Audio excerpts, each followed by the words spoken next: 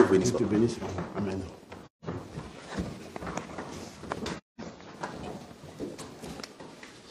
Amen. Amen. Je vous salue dans le nom de Jésus. Amen. Nous allons commencer par dire merci au Seigneur pour la grâce qu'il nous a accordée d'être là ce matin. Ce n'est pas donné à tout le monde. Il y en a qui auraient peut-être voulu être là, mais qui ne sont pas là. Pas parce qu'ils ne peuvent pas, parce que la grâce ne leur a pas été accordée. Et il y en a, malheureusement, probablement qui sont tombés malades. Et sûrement, il y en a qui ne se sont pas réveillés. Si nous sommes là, c'est parce que l'amour de notre Dieu a surabondé. Il nous a fait grâce et nous sommes là. Nous allons prier pour lui dire merci, qu'il dispose de nos cœurs pour ce qu'il a préparé pour chacun de nous aujourd'hui. Prions et disons merci au Seigneur. Merci Seigneur. Je te bénis Seigneur, je te rends grâce pour ce moment que tu permets. Si nous sommes là, nous ne sommes pas parce que nous l'avons voulu. Nous sommes là parce que tu nous as attirés. Tu as dit dans ta parole que nul ne vient à toi s'il n'a été attiré par le Père. Alors ce matin, tu nous as fait lever du bon pied pour que nous soyons présents devant toi. Et nous bénissons ton nom pour ce que tu as préparé pour chacun de nous. Donne-nous Seigneur de recevoir, qu'aucun ne reparte comme il est venu. Mais que ta grâce abonde, que tes bénédictions soient avec nous, et que nous repartions, nos cœurs réjouis, et la paix en Christ. Et cela pour la seule gloire de ton nom. Béni sois-tu Seigneur, au nom de Jésus. Merci Seigneur. Amen. On acclame Jésus.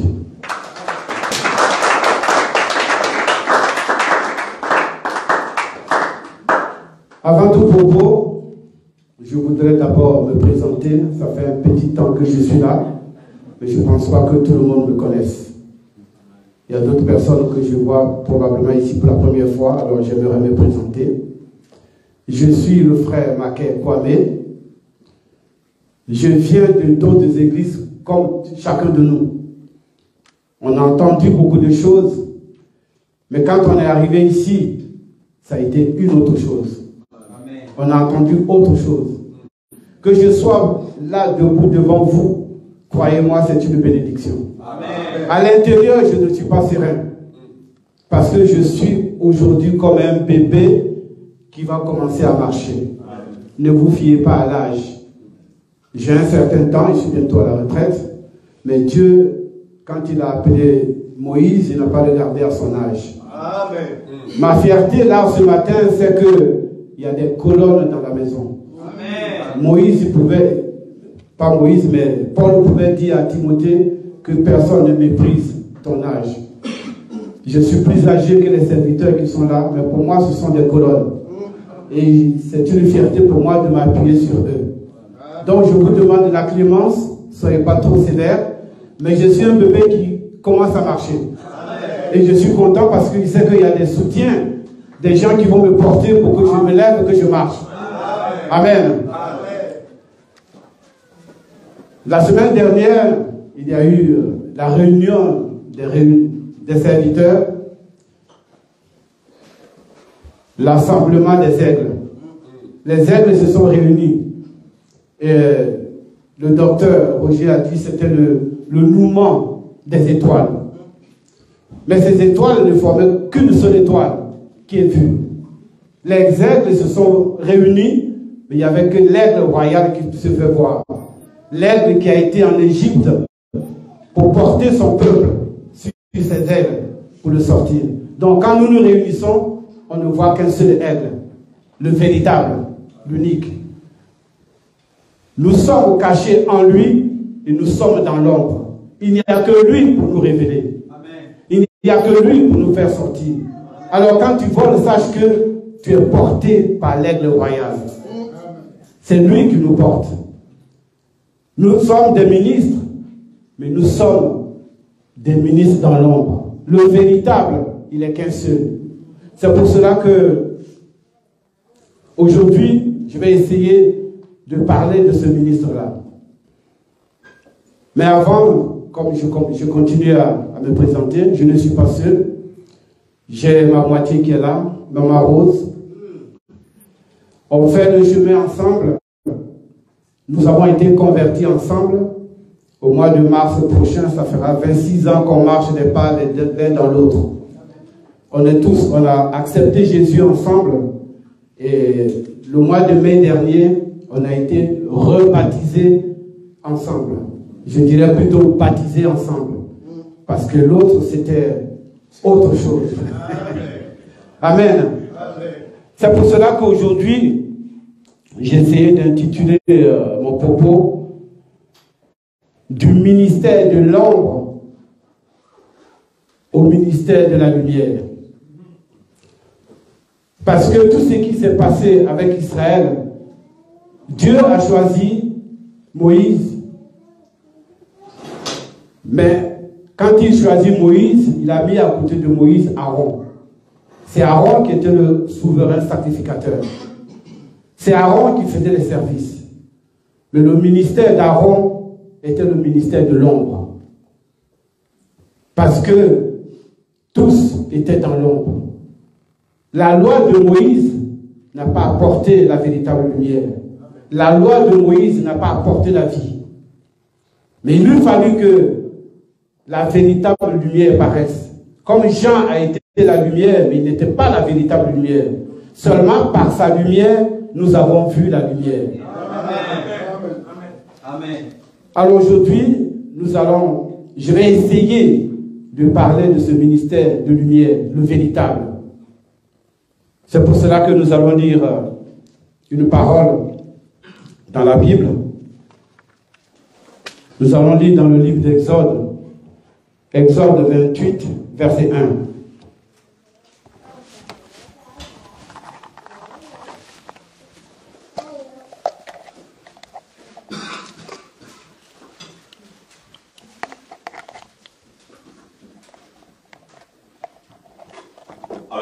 Amen. Amen. Exode 28, verset 1. Il est écrit ceci. Fais approcher de toi Aaron parmi ton frère et ses fils, et prends-les parmi les enfants d'Israël pour les consacrer à mon service dans les sacerdoces. Aaron et les fils d'Aaron, Nadab, Abihu, Éléazar et Itamar. Amen. Amen. Nous voyons là que Aaron ne s'est pas levé du jour au lendemain pour dire je suis serviteur de Dieu. C'est Dieu qui a choisi Aaron. C'est Dieu qui a appelé Aaron. Ailleurs, nous avons remarqué que ceux qui sont là devant prennent sur eux la disposition de dire dans l'assemblée à quelqu'un, je te fais pasteur, je te fais prophète, je te fais évangéliste. Mais là, la parole nous dit que c'est Dieu qui choisit son serviteur. C'est Dieu qui appelle son serviteur. Et Aaron, il vient au service de Dieu. Donc Aaron va servir que Dieu. Aaron ne servira personne d'autre parce que ce n'est pas un homme qui l'a appelé. Quand un homme t'appelle, il te met à son service et tu le sers. C'est pour cela que nous voyons dans nos églises, quand quelqu'un nomme quelqu'un d'autre, il le met à son service pour qu'il le serve. Nous avons entendu pendant le Covid, en plus je pense que c'était un Ivoirien, qui envoyait son second pour aller réclamer les dîmes et les offrandes dans les maisons. Pourquoi? Parce qu'il leur a prêché la parole, à la limite, il vendait la parole. Il fallait aller chercher de l'argent parce qu'il leur prêche la parole. Mais Dieu ne dit pas que Aaron avait une récompense quelconque, qu'en Israël, il fallait payer de l'argent à Aaron pour qu'il serve Dieu. Donc si nous sommes là, nous sommes au service de Dieu, ce n'est pas un travail, c'est une grâce, c'est une bénédiction, c'est un honneur que Dieu nous fait de parler de sa part. Donc nous n'avons rien à demander à qui que ce soit. Nous sommes là pour servir Dieu. Et ce privilège-là, la Bible dit que personne ne se l'attribue. Dans le livre d'Hébreux 4, verset 5. Nul ne s'attribue ce privilège de se faire serviteur de Dieu, de se nommer comme lui veut. Aaron a été choisi pour une mission. Aaron a été choisi pour servir Dieu. Mais avant qu'Aaron ne rentre dans son ministère, il s'est passé des choses. Il s'est passé beaucoup de choses. Aaron va d'abord coopérer avec Moïse. C'est Moïse lui-même par qui Dieu est passé pour dire que c'est Aaron qui va être à mon service. Moïse va faire certaines choses pour Aaron, avant que Aaron ne rentre dans son service. Pour cela, nous allons lire une parole dans le livre de Lévitique 8 au verset 6.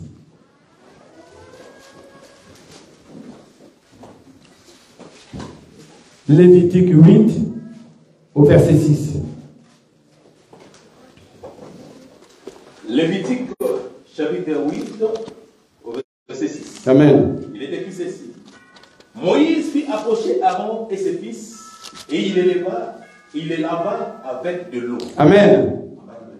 Avant que Aaron ne rentre au service de l'Éternel, il faut le laver.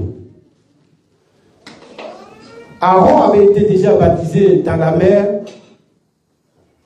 avant d'aller dans le désert. Mais quand Dieu l'appelle pour aller au service de Dieu, il faut qu'il soit prêt. Quelque part, Dieu dit à Josué, enlevez-lui les habits sales, revêtez-lui des habits neufs. Aaron va être lavé avant de rentrer au service de Dieu. Aaron, non seulement il va être lavé, mais Aaron va être oint. Je lis dans le verset 12 du même chapitre.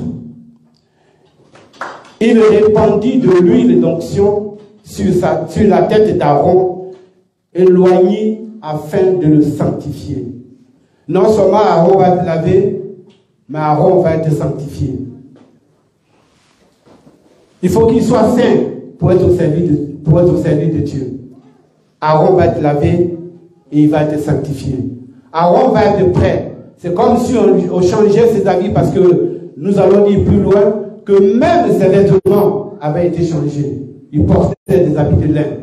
Il était prêt pour aller au service de Dieu. Il fallait qu'il soit sanctifié, qu'il soit à l'image de ce que Dieu voudrait pour faire son service.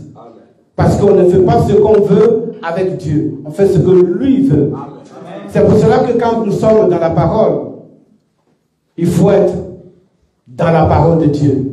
Il faut être dans l'enseignement des apôtres parce que la Bible dit, ils ont posé le fondement. Nous ne devons pas nous en éloigner. Nous devons rester dans l'enclos où Dieu nous veut. Nous venons ici, nous sommes dans la maison de deuil. Mais quand on est dans la maison de deuil, qu'est-ce qu'il faut faire? Nous sommes autour du cadavre. Nous sommes à table. Nous mangeons et nous buvons. Parce que le cadavre est au milieu de nous. Nous ne mangeons pas autre chose que ce qui nous a été servi.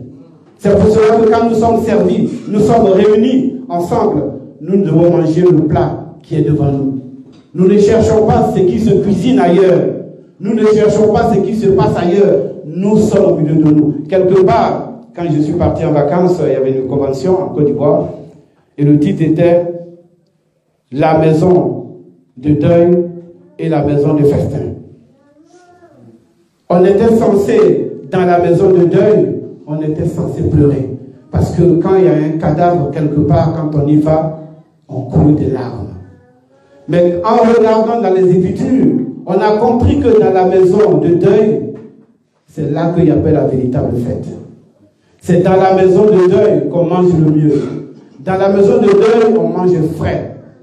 Et on ne se bagarre pas parce qu'il y a à manger à provision. Chacun a sa part. Or, dans la maison de festin, on finit par la bagarre parce qu'il y a la confusion. C'est la foule. Or, Jésus parle à la foule, il leur parle en parabole. Quand nous sommes dans la maison, la parole nous est révélée. C'est pour cela qu'il pouvait dire aux disciples, dehors je leur parle en parabole, mais vous, à la maison, je vous donne la révélation de ce que j'ai dit en parabole. C'est à vous que est donné le mystère de la parole, pour que vous les connaissiez. Donc dans la maison de deuil, nous avons la traduction des mystères. Nous connaissons le mystère de Dieu. C'est pour cela que la parole nous est révélée. Nous sommes dans une assemblée des saints et les saints donnent la réalité. Les saints mangent l'agneau qui a été immolé pour eux, des aigles autour du cadavre. Si nous sommes réunis ce matin, nous sommes réunis autour du cadavre. Et chacun doit avoir sa part. Amen. Amen. Mais tout ça, dans la loi, c'était dans l'ombre. C'était encore la parabole. Aujourd'hui, nous voyons que Aaron était le serviteur de l'ombre. Aaron était dans la loi. La loi n'a pas donné la vie. Mais le véritable Aaron est venu après. Le véritable Aaron, comme Moïse a présenté Aaron au peuple, et Moïse a lavé Aaron, et il l'a oint avec l'huile. Quand le véritable Aaron vient, il ne se dérobe pas de la loi. Il suit les traces qu'il a tracées lui-même.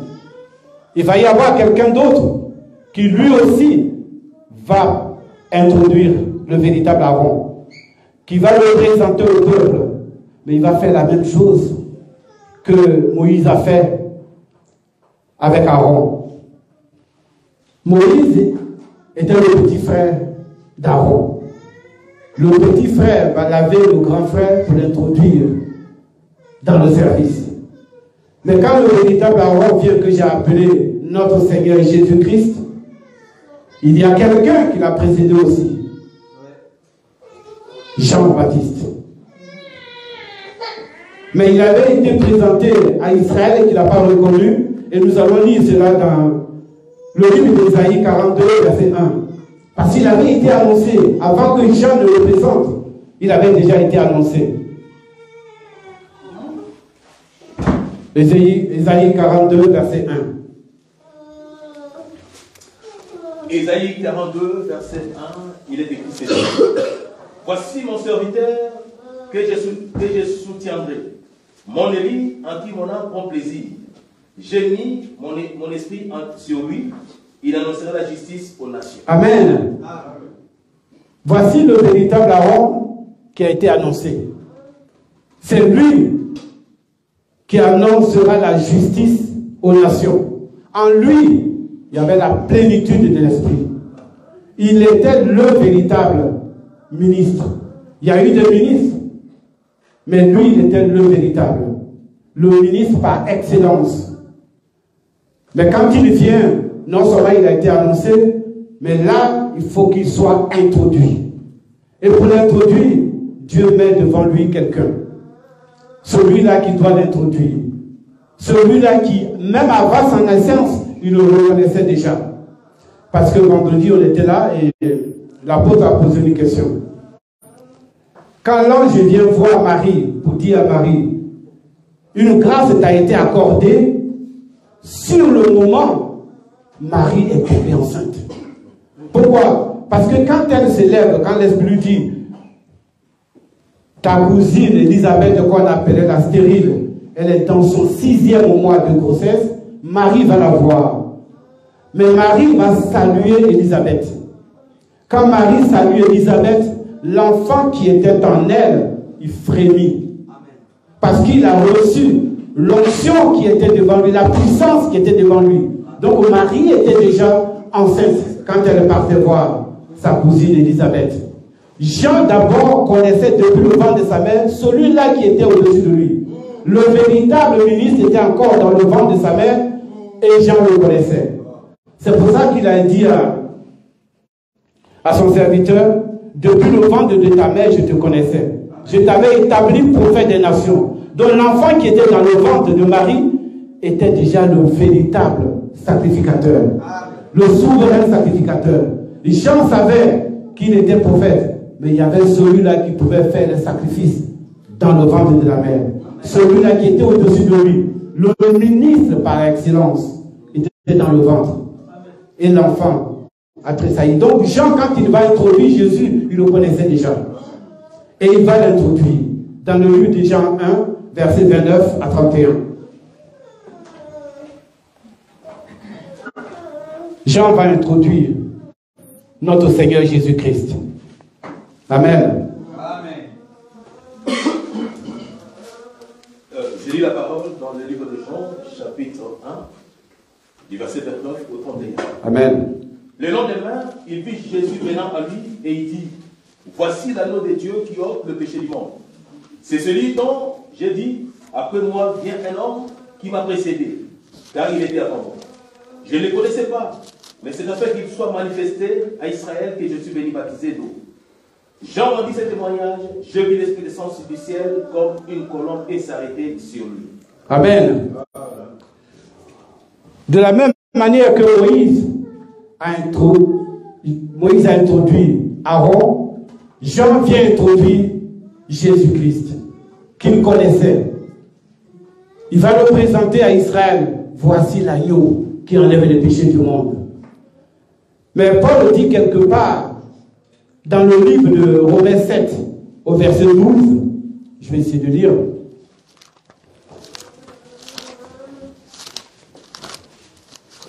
Romains 7, au verset 12. La loi donc est sainte et le commandement est saint, juste et bon. La loi est juste et bon. C'est pour cela quand Jésus vient se faire baptiser par Jean, Jean lui dit, c'est moi qui ai besoin d'être baptisé par toi. Qu'est-ce que Jésus lui répond? Faisons ce qui est juste. Amen. Donc ça veut dire que ce qui était fait dans la loi était juste. La loi est bonne, la loi est juste, la loi est sainte. Amen. Donc Jésus va dire à Jean, faisons ce qui est juste. Alors Jean va baptiser Jésus.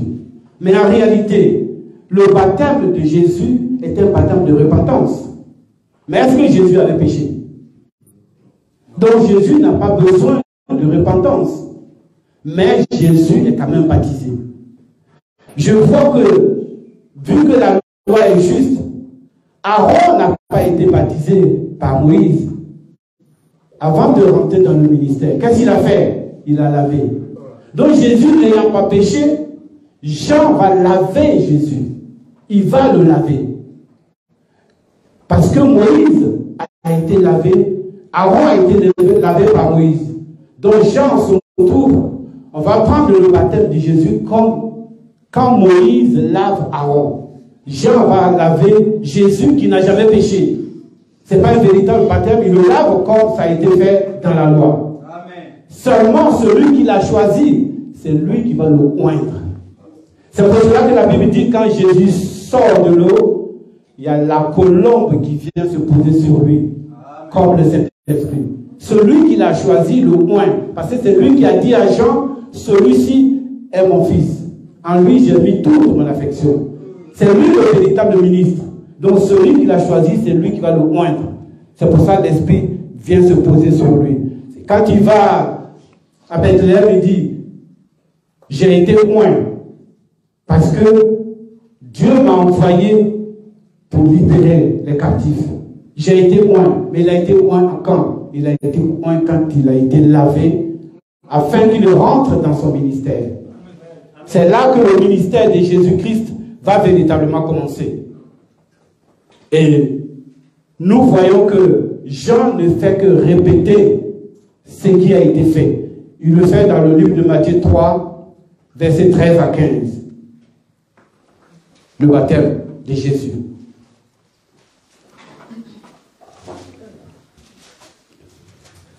Matthieu chapitre 3, du verset 13 au verset 15. Il est écrit ceci. Alors Jésus vint de la Galilée au Jourdain vers Jean, pour être baptisé par lui. Mais Jean s'y opposait en disant, c'est moi qui ai besoin de te baptiser par toi. Et tu viens à moi. Jésus lui répondit, laisse faire maintenant, car il est convenable que nous accomplissions ainsi tout ce qui est juste. Et Jean ne lui résista plus. Amen. Amen. Voilà comment Jésus va se laisser baptiser, va se laisser laver par Jean et oint par le Saint-Esprit, avant qu'il ne rentre dans son ministère. Mais Jésus est oint dans le verset 22. Je lis Luc 3, verset 22. Et le Saint-Esprit descendit sur lui sous une forme corporelle, comme une colombe. Voilà comment Jésus est oint avant de commencer son ministère. Et c'est à partir de ce jour-là qu'il rentre dans son ministère. Amen. Amen. Jésus est venu pour accomplir la loi. Il est venu pour faire ce que nous avons vu dans l'ombre. Il est venu accomplir ce qui a été fait dans l'ombre. Parce qu'il est le véritable ministre, par excellence. Nous sommes des ministres, mais nous en avons un seul, celui-là même, qui est le véritable. Et c'est par lui que nous pouvons toutes choses. C'est en lui que nous sommes. Il est le ministre par excellence. Et nous sommes obligés de marcher dans ses pas. Nous sommes obligés de faire comme lui il a fait. C'est pour cela que lui, il est l'envoyé, mais quand il vient, puisqu'il faut faire comme lui, c'est lui qui choisit. Amen. Il va choisir les envoyés. Donc nous sommes les envoyés de l'envoyé. Le véritable qui est venu au milieu de nous. Il nous envoie comment? Il nous choisit dans le livre de Éphésiens 4, verset 11.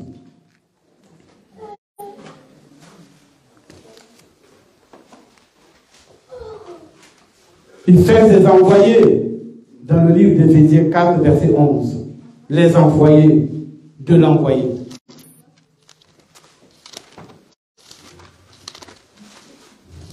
J'ai lu la parole dans le livre d'Éphésiens. Amen. Au chapitre 4, verset 11. Il est écrit ceci. Il a donné les uns comme apôtres, les autres comme prophètes, les autres comme évangélistes, les autres comme pasteurs et docteurs.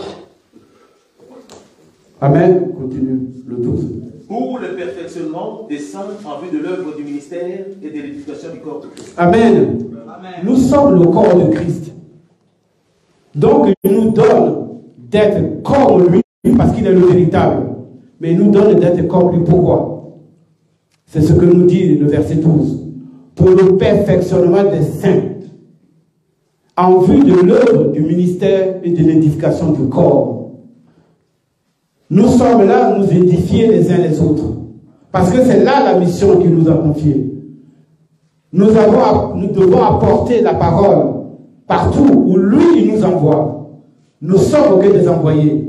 Le véritable nous envoie et nous permet d'aller le représenter, de faire comme lui l'a fait, pour que nous soyons perfectionnés, pour que nous grandissions avec lui, pour que nous ayons suffisamment d'intelligence et de connaissance afin de répandre sa parole à lui, celle qui nous a été donnée en héritage. Cette parole nous a été donnée afin que nous puissions la partager les uns avec les autres. Il nous a demandé de le représenter, d'aller à notre tour pour faire ce que lui, il a fait. L'exemple qu'il a donné, nous devons marcher dans ses pas. Nous devons continuer comme lui l'a fait. Amen. Amen. Lui, il nous demande à notre tour d'aller dans Matthieu 28, verset 19 à 20.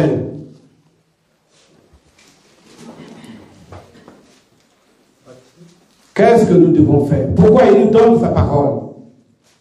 Nous sommes en mission et nous devons accomplir la mission qu'il nous a laissée. Amen. Matthieu chapitre 28, verset 19 à 20. Il est écrit ceci. Allez, faites de toutes les nations des disciples, les baptisant au nom du Père, du Fils et du Saint-Esprit. Amen. Aujourd'hui, nous avons compris, comme Pierre l'a compris hier, que nous devons faire ce qu'il nous demande. Après l'effusion du Saint-Esprit, les apôtres ont compris la réalité de ce que Jésus leur avait demandé. Le Saint-Esprit est venu pour leur révéler en réalité ce qu'ils devaient faire. C'est le Saint-Esprit qui leur a donné l'exactitude de tout ce qu'ils vont faire. Parce que quand Jésus part, ils n'avaient pas tous la connaissance réelle de ce que Jésus leur a révélé. Il leur a dit, ce que je vous ai dit à l'oreille, dites-le au grand jour. Ce que je vous ai dit dans l'ombre, révélez-le. Mais eux, ils n'étaient pas encore prêts. Il lui fallut que le Saint-Esprit vienne afin que par la puissance de l'Esprit, ils comprennent réellement leur mission. Parce que là, il leur dit, baptisez-les au nom du Père et du Fils et du Saint-Esprit. Mais quand ils ont reçu la réalité, la vérité, quand ils ont reçu le Saint-Esprit, ils n'ont pas baptisé au nom du Père et du Fils et du Saint-Esprit. Ils ont compris la mission qui leur avait été confiée baptisés au nom du Saint-Esprit, au nom de Jésus-Christ. Aujourd'hui, nous sommes baptisés au nom de Jésus-Christ. Parce que la réalité est là, la vérité est là. Celui qui est le ministre véritable, le ministre par excellence, le Saint-Esprit étant là, c'est lui qui donne maintenant les ordres. C'est lui qui nous dit ce que nous devons faire. C'est par lui que nous faisons toutes choses. Nous sommes encore corps, mais quand on parle de sa part, nous sommes aussi lui. Parce que c'est lui qui parle par la bouche de chacun. C'est lui qui nous conduit. C'est lui qui nous guide. Si nous sommes là ce matin, c'est parce qu'il nous a appelés. S'il a mis quelqu'un devant, c'est parce qu'il lui a permis de dire ce que lui aurait pu nous dire, ce qu'il aurait pu nous révéler. Alors nous sommes là pour entendre ce que dit le Saint-Esprit, ce que le Saint-Esprit nous demande. Personne n'a le droit de s'arroger le droit de prendre sa place. Nous faisons corps parce qu'il y a un fondement qui a été posé et nous baptisons dessus. Amen. Amen. Nous acclamons Seigneur.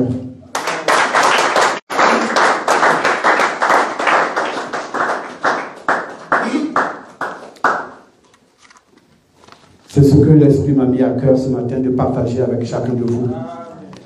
Donc je remercie le Seigneur de ce qu'il m'a permis que je me tienne là. Ça n'a pas été facile, mais les premiers pas sont toujours comme ça.